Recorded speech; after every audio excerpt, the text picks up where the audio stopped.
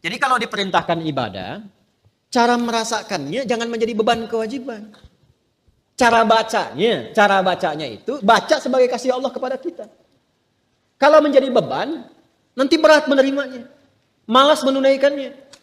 Contoh kalau kita sedikit ingin detilkan misalnya. Ya. Wa'budu rabbakum, ibadah kepada Rabbmu. Kita bertanya, ya Allah bagaimana caranya? Lalu dirinci dalam Al-Quran. Ya, tentang kualifikasi orang takwa, ibadah pertamanya dalam bentuk sholat. Alladzina yu'minuna bil ghaibi wa yuqimunas sholat. Sholat kan, contohnya satu. Kita turunkan sholat misalnya. Nah ketika dicontohkan detilnya satu, sholat. Nah, maka cara membaca sholat ini ketika akan ditunaikan, jangan dipahami sebagai perintah formal ibadah. Walaupun memang itu perintah. Salat hukumnya apa? Wajib. Wajib sifatnya apa? Kewajiban kan? Yang harus kita tunaikan. Bentuknya perintah kan? Wa aqimus shalah. Tunaikan oleh kalian salat.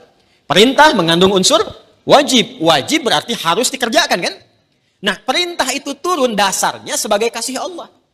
Jadi kalau perintah itu cuma bentuknya saja, formalnya untuk diberikan kepada kita. Tapi di balik perintah itu yang harus kita rasakan dan tanamkan ke jiwa kita. Jadi ketika diperintahkan sholat, jangan lihat kewajibannya. Karena nggak dilihat pun tetap wajib. Paham? Yang dirasakan itu maknanya, apa hikmahnya di balik ini? Karena itu ketika Nabi diutus pun, bukan hanya menerangkan, ini kerjakan, ini tinggalkan. Tapi hikmahnya apa? Karena itu Nabi mengajarkan tentang hikmah, karena diperintahkan Quran. Ya, Quran surah kedua Al-Baqarah ayat 151. Gak apa-apa lompat sedikit, kita masih di ayat 21. Ya. Kama arsalna fikum rasulam minkum yatlu alaikum ayatina wa yuzakkikum wa yuallimukumul kitaba wal hikmah wa yuallimukum ma lam takunu ta'lamun. Jadi ketika diterangkan kepada kita ibadah, kata Al-Quran ada perintahnya dulu. Makanya ibadah yang ditanya perintahnya. Sebaliknya kalau urusan dunia, ya kan teman-teman sekalian, terkait dengan urusan dunia itu larangan yang dicarinya. Jadi kalau urusan ibadah jangan ditanya larangannya, karena sifatnya perintah. Ditanya dalil perintahnya apa. Saking sayangnya Allah, gak usah banyak-banyak, ini aja yang diperintahkan kerjakan. Jadi jangan tanya larangan. Kalau ditanya larangan gak akan ketemu dalilnya. Sholat subuh berapa rakaat? 2. Boleh nggak 3? Kan gak ada larangannya. Ada nggak larangan ditemukan sholat subuh 3 rakaat? Sampai kiamat kurang 2 hari nggak akan ditemukan. Karena memang salah pendalaman. Kalau ibadah itu yang dicari perintahnya. Kalau ada perintah kerjakan, maka turun ayat sebagai dalil. Ya, konsepnya begitu. Kama arsalna fikum rasulam minkum yatlu alaikum ayatina. Turun ayat dari kami. Apa ayatnya? Dalilnya apa? Wa aqimus shalah. Baru kita sholat. Lihat prakteknya dari Nabi. Contohnya bagaimana? Dibatasi. Saking sayangnya Allah gak usah banyak-banyak. Tapi kalau kita ikuti dapat hasilnya. Nah sekarang bagaimana menjalaninya? Setelah turun ayatnya, belajar cara melakukannya, bahas juga hikmahnya supaya nikmat menjalani ibadahnya. Karena ketika ayat diturunkan, hikmah menyertainya. Itu permintaan turunnya hikmah itu sampai dimohonkan 2 orang Nabi dan Rasul, ayah dan anak. Nabi Ibrahim dan Nabi Ismail setelah tuntas alaihi wassalam meninggikan bangunan Ka'bah, yang runtuh bagian atasnya di masa Nabi Nuh karena terkena banjir itu, tersisa pondasi. Nah, secara singkatnya ketika sudah jadi bangunannya itu berdoalah kepada Allah. Di antara doanya itu yang ayat 129. 129-nya, Rabbana wab'ats fihim rasulam minhum yatlu alaihim ayatika wa yu'allimuhumul kitaba wal hikmah wa yuzakkihim innaka antal azizul hakim. Ya Allah mohon ya Allah, nanti utus Rasul yang terakhir itu, Rasul yang paling terakhir. Karena Rasul ini yang paling mulia. Ya, nanti setiap Nabi dan Rasul, nanti ketika masuk ke ayatnya kita akan bacakan. Itu semua Nabi dan Rasul bisa bertugas setelah mengambil komitmen perjanjian dengan Allah akan membantu risalah Nabi Muhammad SAW. Jadi risalah Nabi Muhammad itu sudah diviralkan di zaman setiap Rasul sebelum kedatangan Nabinya. Ya.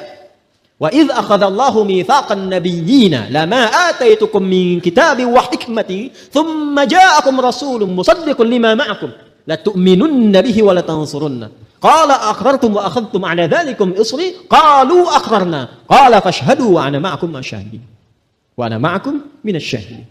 Jadi enggak mungkin ada rasul bertugas kecuali dalam tugas itu ada komitmen untuk membantu, menerangkan dan menguatkan risalah Nabi Muhammad SAW yang akan bertugas kemudian.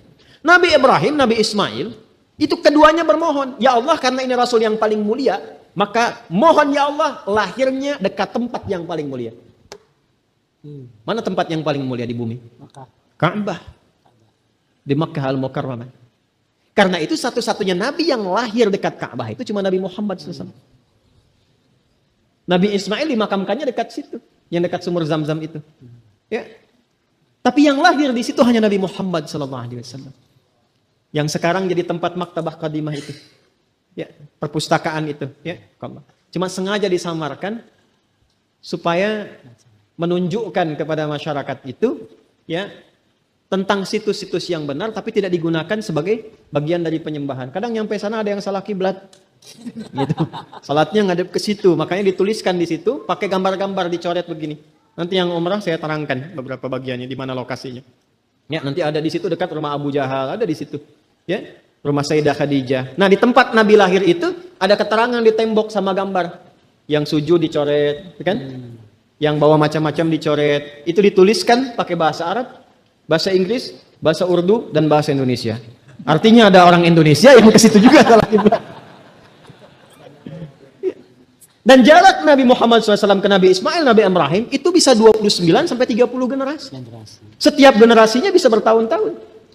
Muhammad SAW bin Abdullah, bin Abdul Muttalib, bin Hashim, bin Abdul Manaf, bin Qusay, bin Murrah, bin Kilab, bin Ka'ab, bin Ghalib, bin Fihir, bin Malik, bin Nadar, bin Kinana, bin Khuzaimah, bin Mudrikah, bin Ilyas, bin Nizar, bin Mudar, bin Ma'ad, bin Adnan, bin Addi, bin Adri, bin Muqawwam, bin Nahur, bin Tarikh, bin Ya'rub, bin Yasjub, bin Nabit, bin Ismail alaihissalam, bin Ibrahim alaihissalam. 29 sampai 30 generasi. Coba ulangi. Itu sudah minta. Ya Allah, konstruksi risalah yang dibawa Nabi Muhammad itu kuatkan dengan ayat. Supaya jelas. Kita tidak bingung kalau mau ibadah. Makanya orang Islam itu ibadahnya jelas. Jadi kalau ditanya sholatnya bagaimana? Ini perintah Allahnya. Ini contoh Nabi hadisnya. Terus itu bisa ditelusuri. Kebenarannya di Quran ada, di hadis tertuang. Bisa dilacak lagi kebenarannya. Setelah itu bukan hanya cara dan ayatnya, hikmahnya pun ada. Karena itu yang pertama, membaca perintah pun pakai hikmah. Jadi ketika ada kalimat misalnya, maaf, wa aqimus shalah, tunaikan salat, lalu datang perintah itu diisyaratkan lewat suara azan. Allahu akbar, Allahu akbar.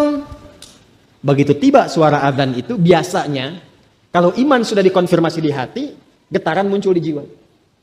Iman itu kalau dari lisan turun ke hati, nanti kalimat azan itu dikonfirmasi oleh jiwa dengan getaran. Maka kalau Anda dengar azan, tiba-tiba ada getaran di jiwa untuk merespon itu tandanya keimanannya bagus. Itu ada di Quran surah ke-8 Al-Anfal ayat kedua. Kita masih di Al-Baqarah ayat 21.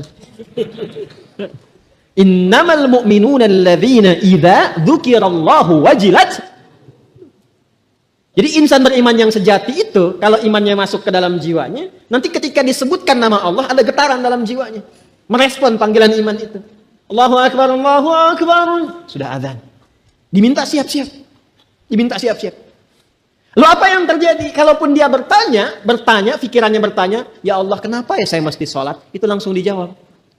Hayya 'alas shalah. Kenapa ya Allah? Hayya 'alal falah. Supaya kamu dapat falah. Apa itu falah? Bahagia dan sukses. Tadi yang saya terangkan di awal. Jadi kalau kita membaca setiap ibadah itu sebagai bagian jalan kebahagiaan dan kesuksesan, semangat kita sholat. Semangat. Apalagi paham fikihnya. Apalagi mengerti hikmahnya. Apalagi kita ngerti Qur'annya. Ya Allah, nangis tuh kalau sholat itu. Allahu Akbar. Nangis. Ya ayyuhalladzina amanu ista'inu bisabri wassalah. Hei orang-orang beriman, kalau sedang ada kesalahan, sedang punya masalah, sabar, terima dulu. Jangan dikeluhkan. Karena masalah itu dihadirkan bukan untuk menjadikan dirimu bermasalah. Supaya engkau meningkat kualitas. Supaya kehidupanmu lebih baik lagi. Supaya engkau makin teruji, makin kuat. Dan tidak mungkin kata Allah, aku menguji kecuali kau sanggup mengatasinya. La yukallifullahu nafsan illa usaha. Apakah berhenti sampai situ? Tidak. Datang kepada aku minta solusi lewat salat. Ya ayyuhalladzina amanu ista'inu bisabri wassalam. Kamu sabar terima dulu. Saat salat datang padaku minta solusi. Jadi begitu dipanggil lewat sholat itu, ditunggu kita mau minta apa. Baru kita berdiri baca Al-Fatihah. Baca iyyaka na'budu wa iyyaka nasta'in. Hadis kuncinya mengatakan hadza baini wa baina 'abdi wa li 'abdi ma sa'al. Ini perjanjian antara aku dengan hambaku. Kalau hambaku benar cara ibadahnya, apapun yang ia minta sekarang aku berikan sepanjang maslahat untuknya. Itu hadis qudsi.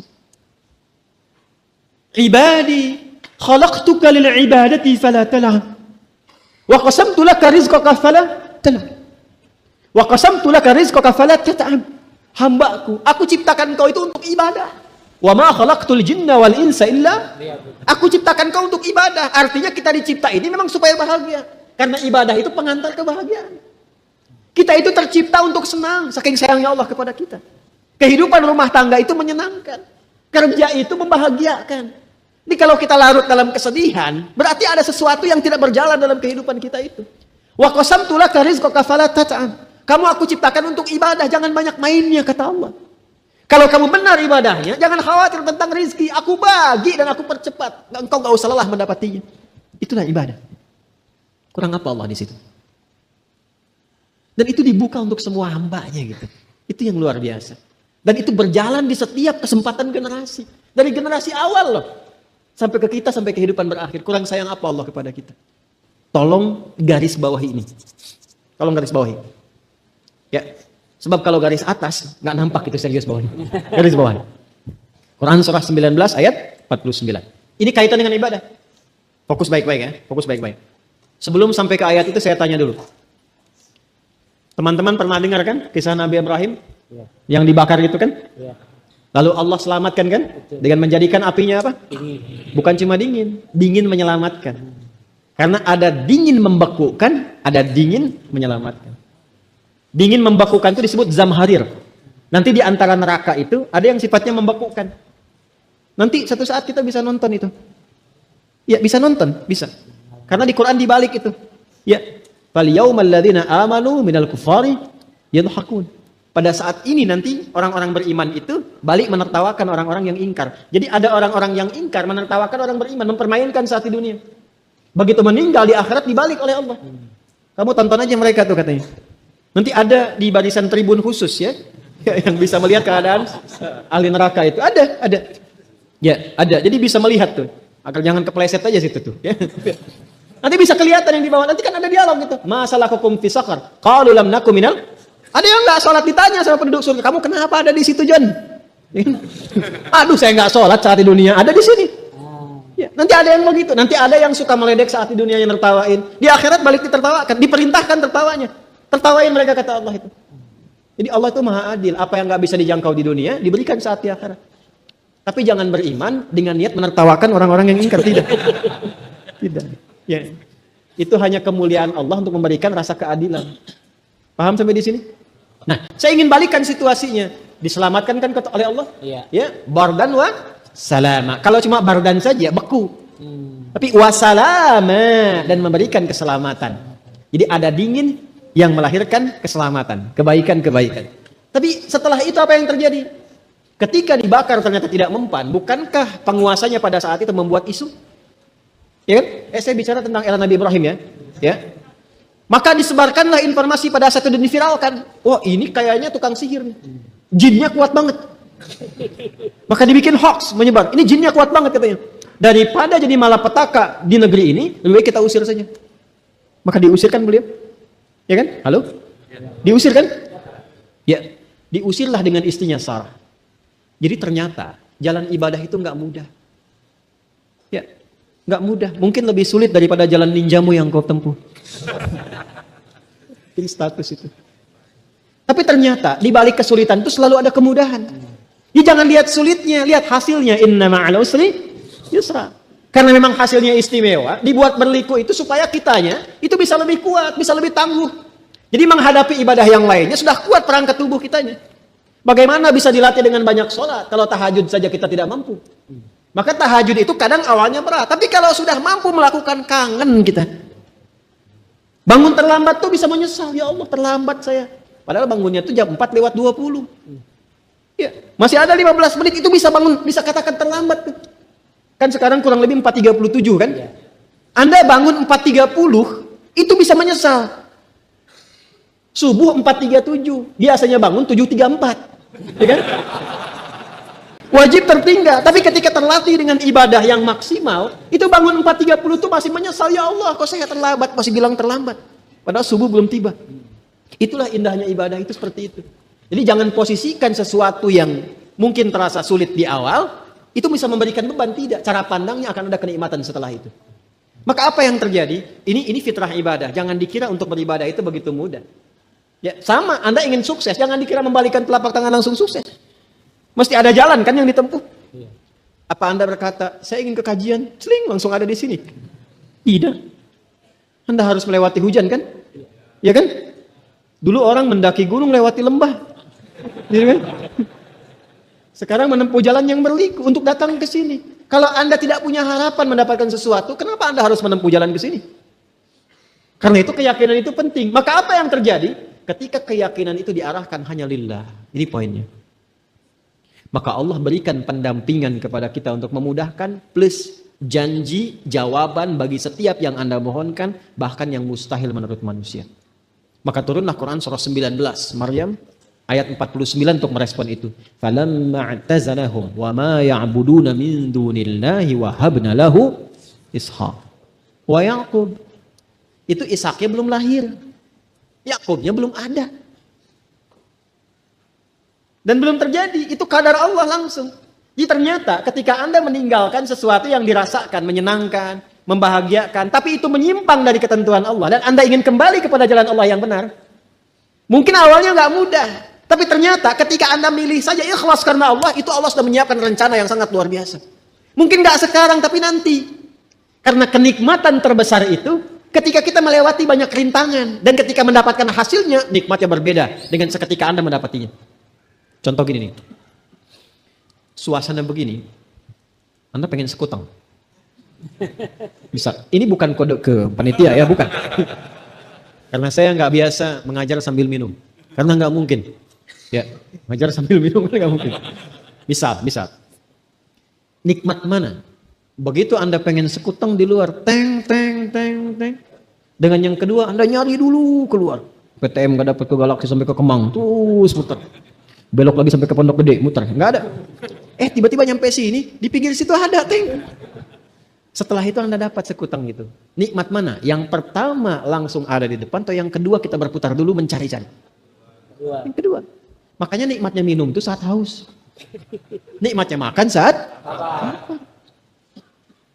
Karena itu terkadang kita itu memohon kepada Allah, kadang-kadang nggak langsung terkabul seketika. Supaya Allah menanamkan kenikmatan besar saat mendapatkan hasil yang kita mohonkan itu. Dan itu saat sedang berikhtiar, masih ditambah pahala. Udah minta aja dulu terus, minta terus. Pahala dikasih lagi. Sehingga ketika mendapatinya, ya Allah minta keturunan. Sebulan belum dapat, 2 bulan belum dapat, 3 bulan belum dapat. Ketika 3 tahun, itu nikmatnya luar biasa. Takbirnya bisa lebih kencang daripada takbiran yang Idul Fitri itu. Allahu Akbar gitu kan. Kenapa? Padahal positif. Ya kan? Itu luar biasa.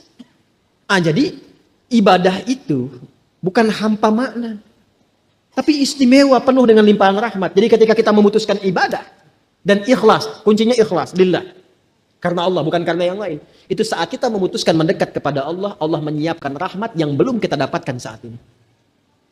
Kalau istiqamah, dapat, dan indah dapatnya.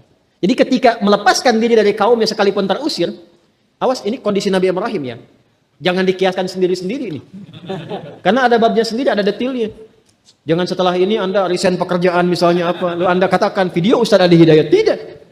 Ya, tanyakan dulu seperti apa realnya. Karena semua ada babnya. Fikih itu ada detailnya. Gak boleh sembarangan. Jelas ya? Tadi saya sebutkan misalnya tentang togut, itu ada detailnya. Jangan menyimpulkan sendiri, ini togut, itu togut. Gak boleh. Ada detailnya. Jelas ya? Kalau salah menilai itu, kembali kepada yang menilai. Ada kalimat-kalimat sensitif dalam agama yang gak boleh sembarangan diungkapkan. Ketika sembarangan diucapkan, ia mencari pemiliknya di langit dan di bumi. Tak menemukan, kembali kepada yang menuturkan. Ya. Seperti kata kafir, gak boleh sembarangan mengkafirkan orang-orang ya, yang terlihat beriman dan sebagainya misalnya. Gak boleh. Yuk kembali lagi ke awal. Maka falamma i'tazalahum min dunillahi wa habna lahu Ishaq wa Yaqub. Kami siapkan Ishaq, setelah itu Yaqub. Kapan dapat Ishaq itu? Bukan saat meninggalkan itu. Justru saat mulai bertugas, berdakwah, didampingi Sarah. Ya, yang sudah mulai juga sepuh. Ya, Sarah itu kan divonis secara medis, nggak mungkin punya keturunan. Maaf ibu, divonis monopos dan mandul. Itu setelah menempuh perjalanan tuh keluar dari tadi Mesopotamia, datang ke Mesir, kemudian dapat hadiah di situ, kemudian Hajar alaihissalam. Hajar kemudian melahirkan Ismail. Prosesnya panjang sampai kemudian Sarah alaihissalam dengan Ibrahim alaihissalam menyatu. Ya, ketika Sayyidah Hajar dengan Ismail sudah di Mekah, ini masih di Kanaan, ya di Palestina, kemudian berdakwah di situ dan sudah ada keponakan beliau namanya Lut. Ya, cuman beda distrik. Kalau mungkin Nabi Ibrahim misal di Bekasi, Nabi Lut di Depok gitu kan. Misal saja ya, jangan dipotong videonya, awas tuh. Ini contoh. Nah, justru di era Nabi Lut itu setelah melewati berbagai masa, datanglah eksekusi berita gembira tadi. Rencana Allahnya jauh sebelumnya, eksekusinya di masa era Nabi Lut alaihissalam, ketika menjadi nabi. Ketika Lut beriman, diangkat jadi nabi. Hanya umat yang dihadapi oleh Nabi Lut itu, umatnya kekeh pada maksiat, menentang Allah dan menantang azab. Menentang Allah, menantang azab. Dan saya penting ingatkan ya, mungkin nanti ada kajian khusus membahas tentang situasi akhir zaman. Ya, karena nanti di antara tanda akhir zaman itu adanya akumulasi kemaksiatan di masa-masa sebelumnya. Ada akumulasi dan tingkatnya lebih dahsyat. Di Nabi Adam ada proses pembunuhan pertama. Kakak adik kan berbunuhan kan? Sekarang ada nggak? Ada. Banyak. Di masa Nabi Musa alaihissalam, teman-teman sekalian, ada pembunuhan, bahkan ada pengguguran kandungan. Ya, bahkan ada yang lahir langsung kemudian dieksekusi. Sekarang ada? Firaun itu Firaunnya masih ditunggu. Kalau lahir laki-laki, eksekusi. Lahir perempuan, dibiarkan. Al-Baqarah ayat 49. Wa idz najjaynakum min ali fir'auna yasumunakum su'al adzab yudzabbihuna abna'akum wa yastahyuna. Jadi Firaun itu Firaunnya masih nunggu. Keluar dulu, begitu lahir perempuan bebas, laki-laki eksekusi. Manusia sekarang ada yang tidak peduli laki-laki dan perempuan, yang penting gugurkan sebelum lahir. Disebut apa itu? Sedangkan yang Firaun saja sudah su'al azab. Zaman Nabi Lut yang homo ada? Ada, cuman homonya laki-laki aja, laki-laki dengan laki-laki. Perempuan nggak terlibat. Sekarang ada, bahkan berkembang. Perempuan bisa dengan perempuan, laki-laki dengan laki-laki, bahkan sekarang bisa ada yang mencoba bertukar peran. Laki-laki pengen jadi perempuan, perempuan pengen jadi laki-laki. Jadi terakumulasi semuanya. Itu kalau kita nggak kenal dan bersyukurnya di Islam itu lengkap semua. Dijelaskan tantangannya sebelum kita hadapi. Jadi ketika bertemu yang begitu nggak kaget. Saya Nia loh bang. Iya, nggak ada ayatnya tentang kamu. Iya, namanya siapa? Nia. Yang jelas Nia. Lengkapnya Kurniadi. Bisa terjadi. Jadi ada akumulasi, harus siap itu. Nah di era Nabi Lut ini, itu seera dengan Nabi Ibrahim. Ketika Allah mengutus malaikat untuk menyempurnakan jawaban dari permohonan umatnya Nabi Lut. Dijawab oleh Allah dengan sempurna, minta azab, dikasih azabnya. Ya, maka diutus para malaikat itu, datang ke kompleknya Nabi Lut. Cuman para malaikat itu sebelum datang ke tempat Nabi Lut, mampir dulu ke tempat Nabi Ibrahim. Tadi saya ilustrasikan kan, kalau Nabi Ibrahim di Bekasi, Nabi Lut di mana? Ya, contoh kan. Datang dulu ke tempat Nabi Ibrahim. Itu mampirnya itu kalau ibadah kita sudah tinggi, dampaknya itu sosialnya juga akan tinggi. Di pancaran spiritual itu memancarkan kemuliaan sosial. Makanya orang sholat itu kalau benar sholatnya, itu ibadah sosialnya tinggi. Karena fungsi sholat yang pertama tanha anil fahsya wal. Nah, praktek fahsya dan mungkar itu mencegah keduanya, itu sifatnya sosial. Maka dari itu ketika Nabi Ibrahim dan istrinya Sarah alaihi wassalam tinggi ibadahnya kepada Allah, datanglah rombongan malaikat tadi menyamar dalam bentuk manusia. Itu diviralkan di Quran surah 51 Adz-Dzariyat dari ayat 24 sampai ayat 30. Hal ataka hadithu dhaifi Ibrahim al-mukramin. Indah sekali, Bu, Pak.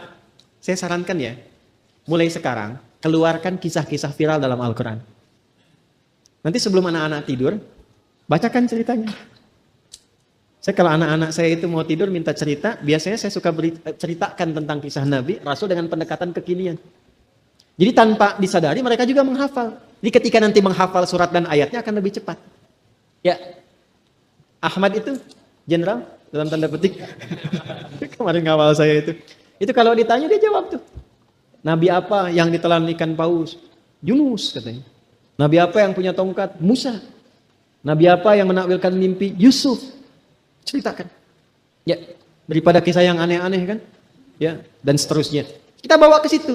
Maka Quran bertanya kepada kita, "Hei, hal ataka haditsu dhaifi Ibrahim al-mukramin?" Kalau kita mengerti bahasa Arab itu ini dalam sekali itu. Kamu pernah dengar kisah Ibrahim dan tamu-tamunya enggak? Idh dakhalu alaihi faqalu salama. Ketika tamunya itu datang mampir ke tempatnya, mereka mengucapkan salam. Assalamualaikum. Qala salam. Dijawab Waalaikumsalam.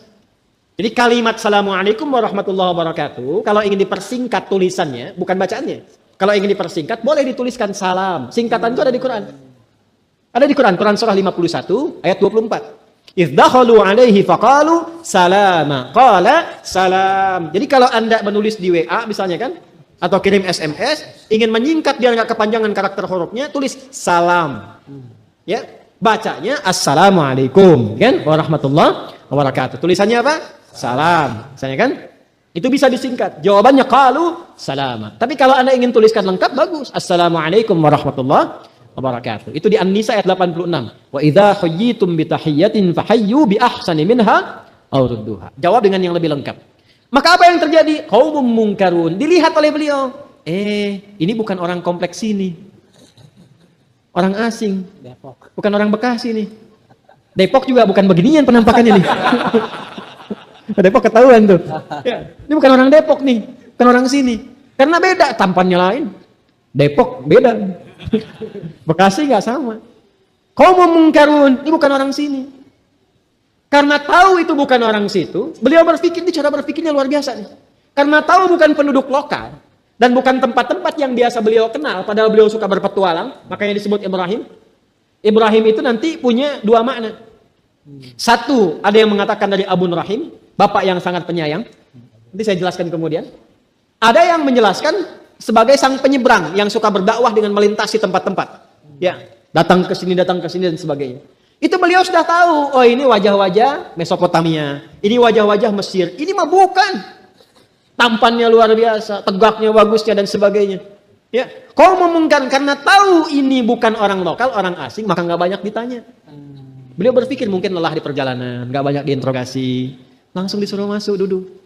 Apa yang terjadi? Faragha ila ahlihi faja'a bi'ijlin samin. Maka bertanya kepada istrinya, "Ma, kita punya menu terbaik apa untuk menjamu tamu kita di malam ini?" Sempat-sempatnya malam-malam bikin gulai sapi. Malam-malam untuk menjamu tamu itu. Cuman persoalan mulai muncul. Faqarrabahu ilaihim qala ala ta'kulun. Tuh tamu setelah dihidangkan, udah gulai, udah ada semuanya. Itu cuman dilihat begini. Nggak dimakan. Tangannya nggak bisa gerak ke situ. Dari atas lihat ke bawah, kakinya nggak napak. Tangannya diam aja, latas siloin aja. Tangannya tuh nggak gerak, diem aja begini. Ya ginilah. Ini nggak usah sampai masuk nih ya. Di luar aja, ibu nih bu, malam ini malam Jumat bu. Jumat nih, jam 2 malam-malam. Assalamualaikum, kan? Dijawab nggak? Jawab dulu, namanya salam kan? Salam jawab dulu, minimal jawab salam. Urusan buka tidak, itu urusan belakangan. Jam 2 nih, assalamualaikum, jawab nggak? Waalaikumsalam. Waalaikumsalam warahmatullahi wabarakatuh. Diintip di jendela, begitu dibuka, baju putih. Rambut panjang, kan? Pakai jubah, terus sininya pakai sorban. Assalamualaikum, assalamualaikum. Tengok di jendela baju putih, rambut panjang, pakai sorban. Dibuka nggak? Jam 2 malam Jumat. Assalamualaikum, waalaikumsalam, waalaikumsalam. Buka dong, tidak. Hah? Tuh kan? Jadi tidak setiap orang bisa melakukan itu kan? Saya ulangi, tidak setiap orang bisa melakukan itu kan? Bahkan ketika masuk pun, mungkin kan ditanya dulu, Bapak siapa? Nggak penting tanya sama saya, sate 10 tusuk. Ya, ditanya dulu kan, dari mana, mau kemana, Bapak siapa dan sebagainya. Ibrahim tidak alaihissalam. Ini orang jauh, mungkin capek. Dihidangkan. Ketika mampu menampilkan ibadah yang tidak biasa, maka Allah pun akan menjawab dan memberikan kepada kita anugerah yang tidak biasa. Ini teori fikih. Jadi kalau Anda sedang punya permintaan yang istimewa, maka tunggangi ibadah yang istimewa yang nggak semua orang bisa mengerjakan itu. Makanya kenapa tahajud itu pahalanya banyak dan bisa mengabulkan permintaan tertentu? Karena nggak semua orang bisa mengerjakan itu. Makanya kalau ada permintaan yang besar, hajat yang khusus, ya Anda harus mencari cara yang istimewa yang nggak semua orang bisa mengerjakan itu. Dan tumpuannya keikhlasan, bukan ingin mendapatkan jawaban dari permohonan. Karena Nabi Ibrahim pun menyuguhkan makanan itu bukan karena istrinya ingin mengandung. Karena melihat tamunya butuh itu. Maka apa yang terjadi? Qalu la takhaf wa basyaruhu bighulamin alim. Ini syahidnya. Maka malaikat itu langsung menjawab, la takhaf, kamu jangan khawatir. Gak usah takut. Kami datang ke sini malaikat yang ditugaskan oleh Allah sekarang sedang menyamar. Sebetulnya tujuan kami itu ke tempatnya Lut. Ke sini cuma mampir aja. Bayangkan orang mampir pun dijamu begitu rupa. Akhirnya turun perintah Allah, eksekusi janji Allah yang telah disiapkan di masa lalu itu pada saat itu. Dan ketika disampaikan itu Sayyidah Sarah itu sudah semakin menua. Makanya apa yang terjadi? Fasakkat wajhaha wa qalat ajuzun aqim. Beliau kaget menepuk-nepuk pipinya begini. Apa yang seperti ini masih bisa mengandung? Ya. Maka apa jawabnya? Qalu kadzalikillahu. Baik. Maka demikian kalau Allah sudah menetapkan. Maka pertama qalu la takhaf wa basyaruhu bighulamin alim. Mereka kabarkan tentang akan lahirnya anak yang cerdas. Jadi Ishak itu disebut oleh Quran dengan anak yang cerdas. Kalau Ismail cerdas dan perasa, gulamun halim. Jadi ada gulamun alim, ada gulamun halim. Ya, fa aqbalat imra'atuhu fi sarratin fasakkat wajhaha wa qalat ajuzun aqim. Qalu kadzalika qala rabbuki qala innahu huwal hakimul alim. Demikianlah Allah kalau sudah menetapkan bijak kapan dikabulkan, kapan dieksekusi. Dan Maha tahu kondisi keadaan hati kita itu. Karena itu ketika masih bisa mengandung dan melahirkan kemudian Ishak pada masa itu kegembiraannya bertambah. Karena sesuatu yang merasakan tertunda sekian lama, kebahagiaan semakin memuncak pada masa itu. Dan limpahan pahalanya semakin banyak. Itulah terkadang ibadah kita sekarang, itu bisa mengabulkan doa kita mungkin beberapa masa yang mendatang. Bahkan menghadirkan anugerah pada yang tidak pernah kita minta. Jadi kalau Anda sedang bekerja, tiba-tiba dapat proyek, mungkin bukan karena ikhtiar Anda saja. Itu karena amalan Anda yang bulan lalu yang belum mungkin terjawab pada saat itu. Atau yang belum pernah Anda minta, dikabulkan di pekan berikutnya. Jadi ibadah itu nggak ada yang sia-sia. Sekalipun itu sunnah. Ibadah tidak ada yang sia-sia sekalipun sunnah. Itu kalau kita paham fikihnya. Nah ini bagian pertama. Ya ayyuhan nasu budu rabbakumul ladzi khalaqakum walladzina min qablikum la'allakum tattaqun. Jadi bukan hanya kita. Kalau kita bertanya kenapa sih mesti ibadah ya Allah? Ada dua penegasannya. Satu, kata Allah, supaya kamu bahagia, supaya kamu sukses. Yang kedua Allah tegaskan, karena saya ini penciptamu. Kamu itu hamba. Dan kamu saya ciptakan memang tujuannya untuk ibadah. Wa ma khalaqtul jinna wal insa illa liya'budun. Maka dari itu kemudian ditegaskan teman-teman sekalian, wassababu anna hadha rabbal azim yastahiqqu ifraduhu bil ibadati li'annahu khaliqul ibadi jami'ihim. Dan kenapa kita mesti menyembah beribadah kepada Allah? Karena memang Allah ini, sebab yang demikian, karena memang Allah ini satu-satunya Tuhan yang agung, yang memang berhak untuk disembah karena mencipta kita. Kalau menciptakan terserah yang menciptakannya. Mau menjadikan ciptaannya apa? Halo? Anda bikin handphone, terserah Anda kan handphonenya mau diapakan?